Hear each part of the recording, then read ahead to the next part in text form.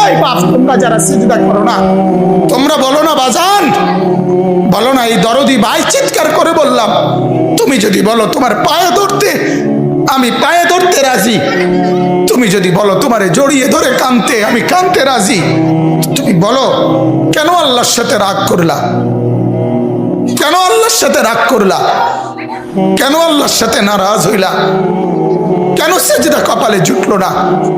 কেন মালিকের সাথে সারাদিনের এত কিছুর বিনিময়ে আল্লাহ তাআলা একটা মিস কল দিলে, 2 সেকেন্ডের একটা মিস কল দিলে বন্ধু তুমি টের পাও তোমার মোবাইলে মিস কল আসছে, এত বড় মসজিদে 6টা মাইকের হরন দিয়া আল্লাহু আকবার বলে তোমারে ডাক দেয়, তোমার একটাবারও কানে লাগে না, বিবেকে লাগে না। তোর মতো শক্ত ডাকাত, তোর মতো পাষাণ বেটা আর কে হইতে পারে? বেটা কথা বলেন না কেন? তুই ডাকাত, কত বড় ডাকাত।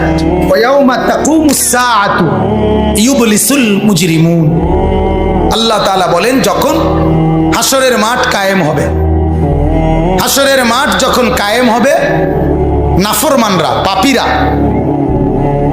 সমস্ত অপরাধীরা হাসরের মাঠের দৃশ্য এক নজর চতুর্দিক দেখার পর, অবস্থাটা উপলব্ধি করার পরই ইউবলিসুল মুজরিমুন, আল্লাহ বলে সব পাপীরা একেবারে ভেবাচেকা, একেবারে এলোমেলো, অস্থির, পেরেশান হয়ে যায়।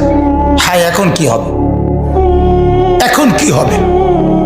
হাসরের ময়দানে দাঁড়িয়ে দেখবে আল্লাহর নবী সাল্লাল্লাহু আলাইহি সাল্লাম বলেন 2টা কদম, শুধুমাত্র 2 পাও রাখা যায় যতটুকু জায়গা। আল্লাহ রাসূল সাল্লাল্লাহু আলাইহি সাল্লাম বলেন একজন মানুষ হাসরের ময়দানে শুধু এতটুকু জায়গায় বরাদ্দ পাবে।